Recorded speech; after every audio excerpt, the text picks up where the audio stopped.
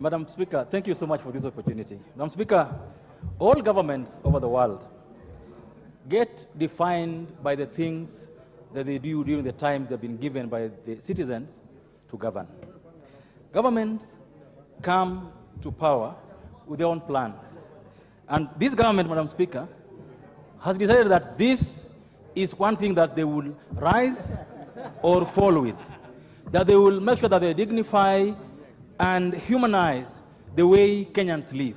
That they will ensure that Kenyans are able to get houses that are habitable, houses that dignify them, regardless of how much they earn in their place of work, Madam Speaker.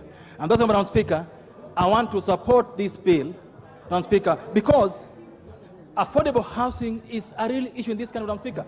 If you go around the country, it's just not in the slums. It's all over the country. The houses people live in, Madam Speaker, you go to some places in Nyanza, some places in the coast, they are not fit for human habitation. And that's why you are saying, Madam Speaker, that government is required by law to ensure that the housing system that's in the country supports dignified lives under Article 25 of the Constitution, Madam Speaker. Madam Speaker, number two, the reason this housing program is very important is to help stimulate the construction industry in this country, Madam Speaker. We need to ensure that the housing industry is able to support jobs. And before I go further, Madam Speaker, I want to tell my friend, Honorable Mbui, that we are not looking at mijengo jobs. Madam Speaker, the housing industry starts with steel, cement. It goes all the way to timber. It is not mijengo jobs of 2 days, 3 days, Madam Speaker. It is a whole industry, Madam Speaker. And that's what, Madam Speaker, I want to say, that one thing that we as MPs must do is to ensure that this affordable housing fund is able to help us give rise to industries that will come because of the housing sector boom. Madam Speaker, I say this because in the last 8 years, Madam Speaker, we spent 500 billion shillings, Madam Speaker, to build a railway line, but without a single town, without a single industry, without a single city being built on the wake of 500 billion shillings, Madam Speaker. When we built the railway line, Madam Speaker, when we did the railway line, we were importing cement, we even imported sand because we allowed Chinese to bring here prefabricated rolling stock. We allowed Chinese to bring bolts and nuts. We allowed Chinese to bring everything, Madam Speaker. And so I want to request those who will be in charge of implementing this housing fund that, first of all, we must ensure that the procurement is done right.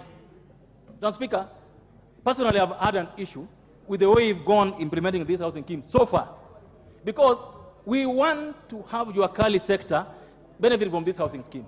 We want to have our own industries benefit from this scheme, Madam Speaker. And we cannot go to launch a housing scheme in Homa Bay, and we have not prepared the Juakali sector there to prepare the hinges, the doors, the windows, Madam Speaker. You cannot go launching them in Mombasa, and you've not prepared the Juakali there to. Madam Speaker, I support this bill, but I believe that sequencing is going to be key to ensure that the gains that we're going to make in the housing boom goes to the common management, Madam Speaker.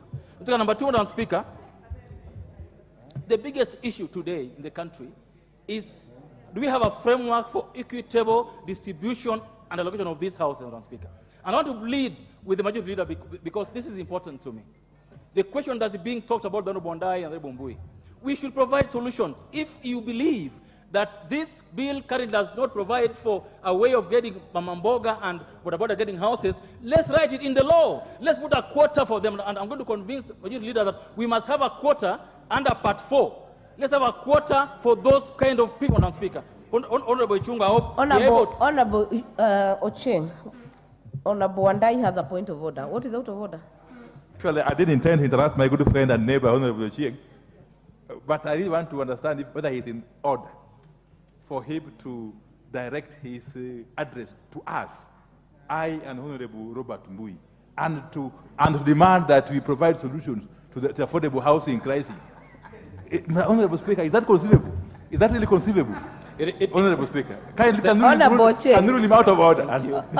Honorable Ochieng, did you address the honorable member for Ugenya, for Uguja? Madam Speaker, That is what a responsible opposition does.